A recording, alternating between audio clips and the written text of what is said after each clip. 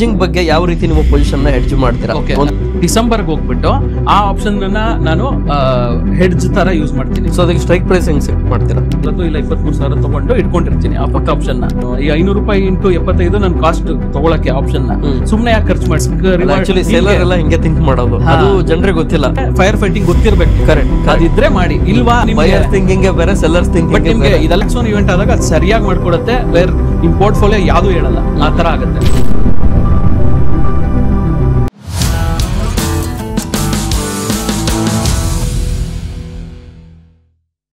So option selling ಅಲ್ಲಿ ಸ್ವಲ್ಪ curious question ಗಳನ್ನ ಕೇಳೋಣ, ಇದು ವೀಕ್ಷಕರ ಪರವಾಗಿ. ಸೊ ಅವ್ರಿಗೆ ಅರ್ಥ ಆಗೋ ರೀತಿ ಒಂದ್ ಸ್ವಲ್ಪ ಹೇಳಿ. ಸೊ ನೀವು ಹೆಡ್ಜಿಂಗ್ ಬಗ್ಗೆ ಯಾವ ರೀತಿ ನಿಮ್ಮ ಪೊಸಿಷನ್ ನ ಹೆಡ್ಜ್ ಮಾಡ್ತೀರಾ ಒಂದು ಪೊಸಿಷನ್ ತಗೊಂಡಾಗ? ಎಕ್ಸಾಂಪಲ್ ಬಹಳ ಹೇಳ್ಬೇಡಿ, ಒಂದು ಸಿಂಪಲ್ ಆಗಿ ಒಂದು ಈಗ ಎಕ್ಸಾಂಪಲ್ ಒಂದೇ ಒಂದು ತಗೊಂಡಿದ್ರ, ಒಂದು ಕಾಲ್ ತಗೊಂಡಿದ್ರ ಅನ್ಕೊಳ್ಳಿ. ಇಲ್ಲ, ಒಂದು ಹಂಗ ಹೇಗೆ ಎಕ್ಸ್ಪ್ಲೇನ್ ಮಾಡ್ತೀನಿ ನಾನು ಅಂದ್ರೆ, ನಾನು ಈಗ ನನಗೆ ಕ್ಯಾಪಿಟಲ್ ಸೇಫ್ ಇರ್ಬೇಕು ನನಗೆ ಫಸ್ಟ್. ಸೊ ನಾನು ಹೆಂಗೆ ಲಿಂಕ್ ಮಾಡ್ತೀನಿ ಅಂದ್ರೆ ಇನ್ವೆಸ್ಟ್ಮೆಂಟ್ ಮತ್ತೆ F&O ನ ಲಿಂಕ್ ಮಾಡ್ತೀನಿ. ಈಗ ಅಂದ್ರೆ ಈಗ ಹೆಡ್ಜಿಂಗ್ ಯಾವ ತರ ನಾನ್ ಮಾಡ್ತೀನಿ ಅನ್ನೋದು ಹೇಳ್ತೀನಿ. ನನಗೆ ನಿಫ್ಟಿದು ಕಾಂಟ್ರಾಕ್ಟ್ ಸೈಜ್ ಬಂದು ನಿಮ್ಗೆ ನಿಫ್ಟಿದು ಒಂದು ಹೂಡಿಕೆ ಮಾಡಬೇಕು ನಿಮ್ಗೆ ನಿಫ್ಟಿಲಲ್ಲಿ ಅಂದ್ರೆ 50 ಕಂಪನಿನೂ ಸಿಗ್ಬೇಕು ಅಂದ್ರೆ ಮುಂಚೆ ಹೇಳ್ದಂಗೆ ನಿಫ್ಟಿ ಬೀಸ್ ಅಂತ ಒಂದಿದೆ, ಕರೆಕ್ಟಾ? ಆ ನಿಫ್ಟಿ ಬೀಸ್ ನ ಎಷ್ಟು ತಗೊಂತೀನಿ ನಾನು ಅಂದ್ರೆ 1 ಲಾಟ್ ಫ್ಯೂಚರ್ಸ್ ತಗೊಂತೀನಿ ನಾನು. 1 ಲಾಟ್ ಫ್ಯೂಚರ್ ಅಂದ್ರೆ ಏನು, ಈ ಜನಕ್ಕೆ ಗೊತ್ತಿರಲ್ವೋ ಗೊತ್ತಿದ್ವೋ ಅದು ನಾನು ಕ್ಲಾರಿಫೈ ಮಾಡಕ್ಕೆ ಟ್ರೈ ಮಾಡ್ತೀನಿ. 1 ಲಾಟ್ ಫ್ಯೂಚರ್ಸ್ ಹೆಂಗೆ ಅದ್ರದ್ದು ವ್ಯಾಲ್ಯೂ ಎಷ್ಟಿದೆ ಅಂದ್ರೆ, ಸಪೋಸ್ 25,000 ಇದೆ ನಿಫ್ಟಿ ಅಂತ ಅನ್ಕೊಳ್ಳಿ. 25,000 into 75 is the lot size ಒಂದು ಫ್ಯೂಚರ್. ಮುಂಚೆ ಕಮ್ಮಿ ಇತ್ತು, ಈಗ ಜಾಸ್ತಿ ಮಾಡಿದ್ದಾರೆ. ಸೊ 25,000 ಇಂಟು 75 ಎಷ್ಟಾಗತ್ತೆ? ಒಂದು 18 ಲಕ್ಷ ತರ ಒಂದು ವ್ಯಾಲ್ಯೂ ಬರುತ್ತಲ್ಲ. ಇದ್ರಷ್ಟು ಈ 18 ಲಕ್ಷದಷ್ಟು ನಿಫ್ಟಿ ಬೀಸ್ ನಾನು ತಗೊಂಡ್ಬಿಡ್ತೀನಿ ಫಸ್ಟ್, ಆಯ್ತಾ? ಈಗ ನಿಮ್ಗೆ 18 ಲಕ್ಷ ಇಲ್ಲದೆ ಇದ್ರೆ ಏನ್ ಮಾಡ್ಬೇಕು ಅನ್ನೋದು ಬೇರೆ ಇದು ಡಿಸ್ಕಷನ್, ಅದನ್ನ ನಾನು ಹೇಳ್ತೀನಿ. ಲೋವರ್ ಕ್ಯಾಪಿಟಲ್ ಹೇಗ್ ಮಾಡ್ಬೇಕು ಅನ್ನೋದು ಹೇಳ್ತೀನಿ. ಬಟ್ ನಾನ್ ಪರ್ಸನಲಿ ಏನ್ ಮಾಡ್ತೀನಿ ಅಂತ ಹೇಳ್ತೀನಿ. ಸೊ ಈ ಒಂದು 20 ಲಕ್ಷದಷ್ಟು ನಿಫ್ಟಿ ಬೀಸ್ ತಗೊಂತೀನಿ ನಾನು. ತಗೊಂಡ್ಬಿಟ್ರೆ ನೀವೆಲ್ಲ ಕೇಳ್ಬೋದು ಏನಾಗತ್ತೆ ಮಾರ್ಕೆಟ್ ಬಿದ್ರೆ ಅಂತ ಅಲ್ವಾ? ಸೊ ಈಗ ಅದೇ ನನ್ಗೆ ರಿಸ್ಕ್. ಸೊ ಈಗ ನಾನು ತಗೊಂಡು ಮಾರ್ಕೆಟ್ ಮೇಲೆ ಹೋದ್ರೆ ದುಡ್ಡು ಮಾಡ್ತೀನಿ. ಸೊ ಅದ್ರ ಬದಲು ನಾನು ಡೈರೆಕ್ಟ್ ಆಗಿ ಫ್ಯೂಚರ್ಸ್ ತಗೋಬಹುದಲ್ವಾ? ಅದೆಲ್ಲ ಅದರದೇ ಆದಂತ ಒಂದು ಡಿಸ್ಅಡ್ವಾಂಟೇಜಸ್ ಇದೆ. ಈಗ ರೋಲ್ ಓವರ್ ಮಾಡ್ಕೋಬೇಕು ಎವ್ರಿ ಮಂತ್, ಚಾರ್ಜಸ್ ಜಾಸ್ತಿ, CGST ಇದೆಲ್ಲ ಬೇರೆ ಬೇರೆ ಸ್ಟಾಂಪ್ ಡ್ಯೂಟಿ ಚಾರ್ಜಸ್ ಎಲ್ಲ ಕಟ್ಟಬೇಕಾದ ಫ್ಯೂಚರ್ಸ್ಗೆ. ಈ ನಿಫ್ಟಿ ಬೀಸ್ ಅಲ್ಲಿ ಅದೆಲ್ಲ ಇರಲ್ಲ. So you end up saving more than the future and comfortable ಇರ್ತೀನಿ ನಾನು, ಆಯ್ತಾ? ಈ ಒಂದು 18-20 ಲಕ್ಷದಷ್ಟು ನಾನು ನಿಫ್ಟಿ ಬೀಸ್ ತಗೊಂಡ್ಬಿಟ್ಟು ಏನ್ ಮಾಡ್ತೀನಿ ಅಂದ್ರೆ ಈ ಲೀಪ್ ಆಪ್ಷನ್ಸ್ ಅಂತ ಕರಿತೀವಿ ನಾವು. ಲೀಪ್ ಆಪ್ಷನ್ಸ್ ಅಂದ್ರೆ ಏನ್ ಗೊತ್ತಾ? ಇವಾಗ ನಾವು we are in the month of August. ನಾನು ಈ ಆಗಸ್ಟ್ ಮಂತ್ ಆಪ್ಷನ್ಸ್ ಅಥವಾ ಇದು ತಗೊಳಲ್ಲ, ಡಿಸೆಂಬರ್ಗೆ ಹೋಗ್ತೀನಿ ನಾನು. ಡಿಸೆಂಬರ್ಗೆ ಹೋಗ್ಬಿಟ್ಟು ಆ ಆಪ್ಷನ್ ನಾನು ಹೆಡ್ಜ್ ತರ ಯೂಸ್ ಮಾಡ್ತೀನಿ ಇದನ್ನ ಮಾಡಕ್ಕೆ. ಅದ್ರದ್ದೇ ಆದಂತ ಒಂದು ಸ್ಟ್ರಾಟಜಿಸ್ ಇದೆ, ಬೇಕಿದ್ರೆ ಎಕ್ಸ್ಪ್ಲೇನ್ ಮಾಡ್ತೀನಿ ಆಮೇಲೆ. ಅಂದ್ರೆ 1 ಇಯರ್ ಎಕ್ಸ್ಪೈರಿ ಹೇಳ್ತಾ ಇದ್ದೀರಾ? 1 ಇಯರ್ ಎಕ್ಸ್ಪೈರಿ ಅಂದ್ರೆ ಯೂಶಲಿ ಡಿಸೆಂಬರ್ ಅಂತಾನೆ ಅಸ್ಯೂಮ್ ಮಾಡ್ಕೊಳ್ಳಿ. ಈಗ ನೀವು ಜನವರಿ 2026 ಟೆಕ್ನಿಕಲ್ ವರ್ಡ್ ಹೇಳಿದ್ರೆ ಪಾಪ ಅರ್ಥ ಆಗಲ್ಲ. ಸೊ ಯಾವ್ದೇ ಆದ್ರೂ ಡಿಸೆಂಬರ್ ಅಂತಾನೆ ತಲೆಯಲ್ಲಿ ಇಟ್ಕೊಂಡು ಈ ಜನವರಿ 2026 ಅಲ್ಲೂ ಆಗ್ಲೇ ಓಪನ್ ಆಗಿರುತ್ತೆ ಆ ಡಿಸೆಂಬರ್ ಆಪ್ಷನ್ಸ್. ಅದೆಲ್ಲ ಏನಕ್ಕೆ ತಗೋಬೇಕು ಅಂತ ಕೇಳ್ಬೋದು ನೀವು. ಅದೇನಕ್ಕೆ ತಗೋಬೇಕು ಅಂದ್ರೆ ಅದ್ರದ್ದು ಈಗ ನಾನು ಆಪ್ಷನ್ ಬೈ ಮಾಡ್ತೀನಲ್ಲ, ಈಗ ಒಂದು ಪಿ ಅಂದ್ರೆ ಒಂದು ಪುಟ್ ಬೈ ಮಾಡ್ತೀನಿ ಅಂತ ಇಟ್ಕೊಳ್ಳಿ. ಅದಕ್ಕೆ ನಾಳೆ ನಾಳಿದ್ದು ಡಿಕೆ ಆಗೋಗಲ್ಲ, ಯಾಕಂದ್ರೆ ಟೈಮ್ ವ್ಯಾಲ್ಯೂ ತುಂಬಾ ಇದೆ ಅದಕ್ಕೆ, ಈ ವರ್ಷ ಪೂರ್ತಿ ಇದೆ ಅದಕ್ಕೆ. ಸೊ ಒಂದು ಬೈ ಮಾಡೋದು ಒಂದು. ಸೊ ಈಗ ಫಾರ್ ಎಕ್ಸಾಂಪಲ್ 2026 ಜನವರಿಲಿ ಇದೀವಿ ಅಂತ ಅನ್ಕೊಳ್ಳೋಣ. 2026 ಡಿಸೆಂಬರ್ ಆಪ್ಷನ್ಸ್ ನಾನು ಈ 20 ಲಕ್ಷದ ನಾನು ಇನ್ವೆಸ್ಟ್ ಮಾಡಿದೀನಲ್ಲ ಮುಂಚೆ ನಿಫ್ಟಿ ಬೀಸ್, ಈ ಆ ಒಂದು ಆಪ್ಷನ್ ಪುಟ್ ಬೈ ಮಾಡ್ಬೇಕಲ್ಲ ನಾನು.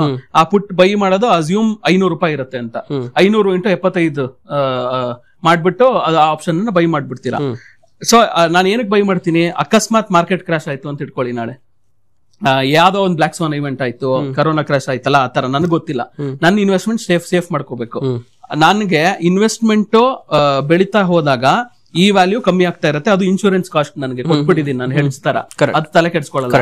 ಇನ್ನೊಂದು ಕೇಳ್ಬೋದು ನೀವು, ನಾನು ಸುಮ್ನೆ ಎವ್ರಿ ವರ್ಷ 500 ರೂಪಾಯಿ ಇಂಟು 75 ನಾನು ಯಾಕೆ ಕೊಡ್ಲಿ ಅಂತ. ಅದಕ್ಕೆ ಬೇರೆ ತರ ವೇ ಇದೆ ತಗೊಳಕ್ಕೆ ವಾಪಸ್. ಸೊ ಅದಕ್ಕೆ ಸ್ಟ್ರೈಕ್ ಪ್ರೈಸ್ ಹೆಂಗ್ ಸೆಟ್ ಮಾಡ್ತೀರಾ? ಎಕ್ಸಾಂಪಲ್ ನನ್ನ ಹತ್ರ ಎಷ್ಟು ಪೊಸಿಷನ್ ಇದೆ, ನೀವು deep out of the money ಹೋಗ್ತೀರಾ ಅಥವಾ ಇನ್ ದ ಮನಿ ಹೋಗ್ತೀರಾ, ಎಟ್ ದ ಮನಿ ಹೋಗ್ತೀರಾ? ಯೂಶಲಿ ಲೀಪ್ಗೆ ಅಟ್ ದ ಮನಿ ನೆಸೆಸಿಟಿ ಇಲ್ಲ. ಒಂದ್ ಸ್ವಲ್ಪ ಅಂದ್ರೆ OTM 2 ತರ ತಗೊಳ್ತೀನಿ ನಾನು. ಅಂದ್ರೆ OTM ಅಂದ್ರೆ ಔಟ್ ಆಫ್ ದ ಮನಿ.